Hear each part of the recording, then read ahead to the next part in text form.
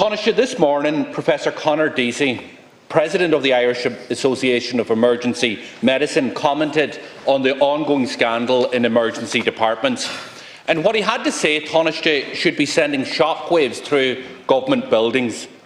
He described what he called a dreadful situation for patients who are waiting on care. He raised the difficulties that staff are facing to provide that care that they are entitled to. Professor Deasy said that these patients deserve to be in a hospital bed, a ward bed, and instead they're being accommodated on the corridors in those wards. And of course he's right. Describing the situation at Cork University Hospital, he has said that people seem to have become immune to the level of overcrowding in the hospitals, saying that it is costing lives, Taoiseach. He's telling you that it is costing lives. And Cork University Hospital, which you know well, is operating at 300% capacity this morning. That is utterly scandalous.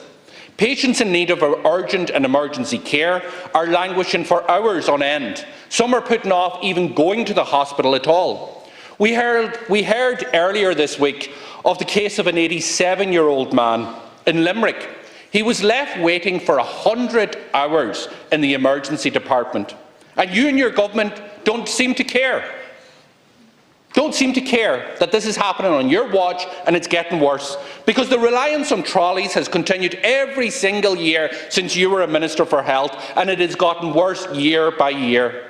The INMO yesterday said that overcrowding is leading to very dangerous situations, and the situation persists and worsens in hospitals right across the state.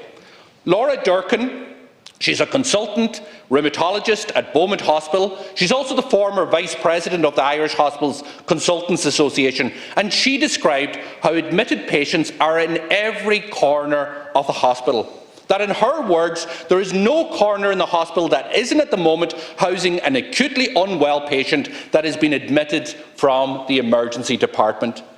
Taoiseach, the facts and the reality are that you have abandoned patients and workers to this emergency department chaos.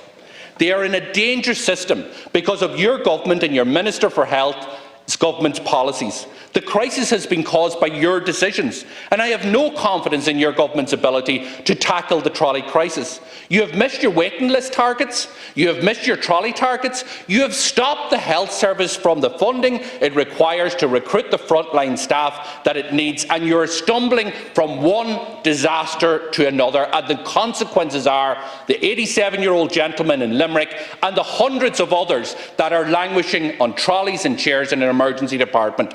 The fact is, we need 1,000 more hospital beds right now. We need 1,500 more beds by the end of next year, and at least 2,500 additional beds by 2030, according to the ESRI. We need a strategic workforce plan to train, recruit and retrain health workers. To tackle overcrowding, we need a multi-annual plan. Do you have one? Of course you don't. So we've heard many announcements of plans for new beds, but you have decided not to fund them in the recent budget. Indeed, you went further and underfunded health this year because you've thrown in the towel. So can I ask you this question? Because your government is simply incapable of getting the basics right. Will you reverse the disastrous decision not to fund the additional beds that are required and immediately approve the funding for those beds that our hospitals desperately need? Ní an tíim leis an theachta agus a bhíam dús go bhfuil an hospidéal agus náid ag an dála fíomhrú fí láthair ach tá plean ann. Agus ní plan géirigh ann inis is plan an bhilíon fad. Tá inistíocht fí le corthaíteach na hospidéal na tíre seo ó tháinig an bhuilte seo ar an bhód. Inistíocht fí le. Ní raibh le héad inistíocht ann le blianta fada. Sin fíoranna an scéal. The investment in health has been unprecedented in the last 4 years. 7.1 billion since 2019 extra. So don't be sort of saying no one cares or people have thrown in the towel. No, that is not correct, Deputy. We need a reasoned, balanced, rational debate. Not just shouting and roaring and getting angry and accusing people of bad faith. That's a 51% increase in less than three about 3 years. That's an extraordinary investment. Now, yes, on emergency departments, there has been very significant pressures on emergency departments. But trolley numbers have come down by about 22% nationally. What is critical is patient flow within hospitals and discharge policies. And I know that HSE has been in touch with Cork University Hospital in respect of patient flow and discharges. And there's been some improvements in that. We saw at Waterford Hospital how locally approved and applied policies had a very effective outcome in respect of delays. No patient should be 100 hours on a trolley. And that can't be just apportioned to a national allocation of funding. There are, in my view, no elderly person should be 100 hours on any trolley. And there's issues there that are not just about national allocations of funding. And we do need reforms in how patient flow and discharge is managed. And in addition to that, we do need extra capacity, but we have increased ICU capacity by 25% since we came into office. And we have increased beds, and there's very significant capital proposals and projects in the pipeline for Cork University Hospital in terms of the surgical hubs, in terms of the new paediatric unit. We've already had significant investments in that hospital in respect, and we need to do more. And we have received proposals in respect of a number of significant projects, including trauma, which we approved. And this government, for the first time, has a major trauma investment programme, which has included Cork University Hospital, along with the Dublin hospital, because Cork is the major trauma centre and one of the largest in the country from that perspective. So we will continue to invest. And just to say, Deputy, I mean, again, the OECD looked Health at a Glance report, comparing Ireland with other EU member states. We ranked second highest in the OECD for practicing nurses per 1,000 population, and 12th highest for practicing doctors per 1,000 population among 25 participating EU member states in 2021. And that figure has gone up since in respect. So we do need to have this debate in perspective. Very substantial resources have been allocated to health. The population has increased, I acknowledge that. But along and parallel with increased resources, we've got to consistently look at how we organise our hospitals and in terms of ensuring reforms across the board into the future. Doherty. Minister, I will say that you don't care. Because a government that did care would actually listen to what the ESRI says and says we need 1,000 more beds now. The Department of Health have a plan for those beds.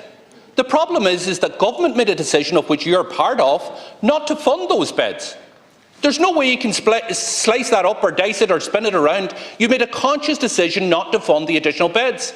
And then you say nobody should be on a trolley for 100 hours.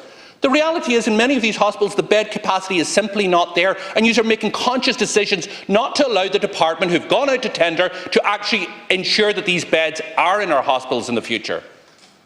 So you can't have it both ways.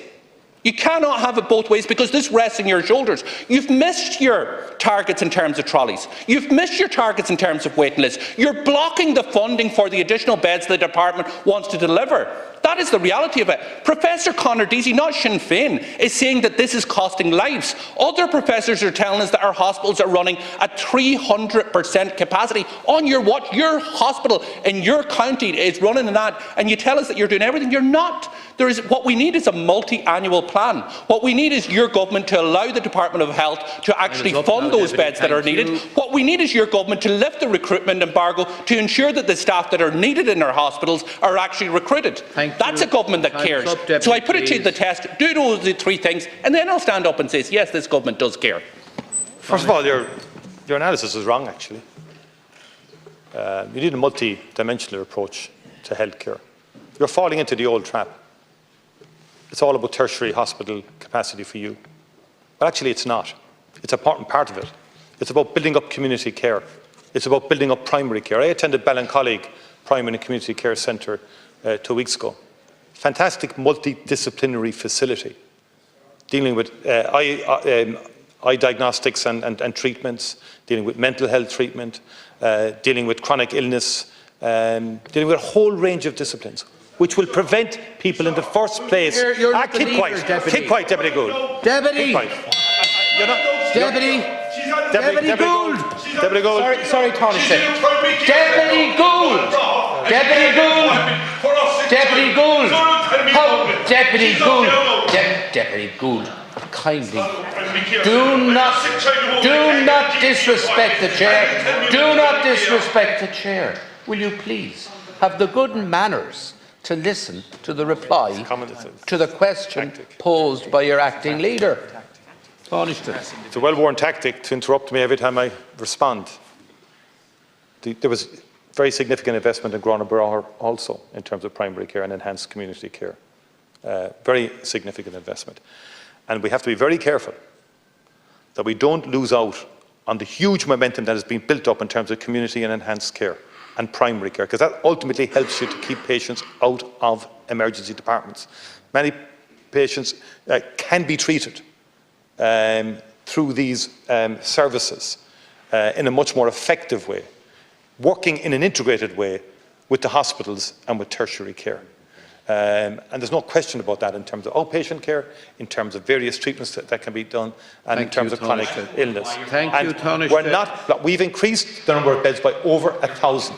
Now, CUH 2 or 3 years ago was a bit slow in making submissions on capital projects. There's new governance there now. The projects have come in. And I just want to say this to you, Deputy. You don't have to lecture me about Cork or investment at Cork Hospital. I was the Minister for Health. It's the only hospital on the ground that has a maternity hospital on site with a tertiary hospital because of the investments that I made over 20 years ago, along with a lot more as well. Okay, thank you. Please, Deputy.